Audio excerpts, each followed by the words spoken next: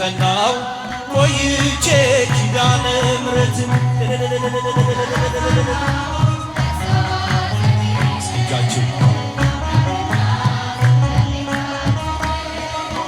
ሞገሱኝ ቀሪው ዘመኔን አምላክ እናት እመቤታችን ሞገሱኝ ቀሪው ዘመኔን ልቤ ባንቺ ጽና ከፍ ከፍ አለ በጠላቶቼ ላይ አፌ ተናገረ በማዳንሽ ሥራ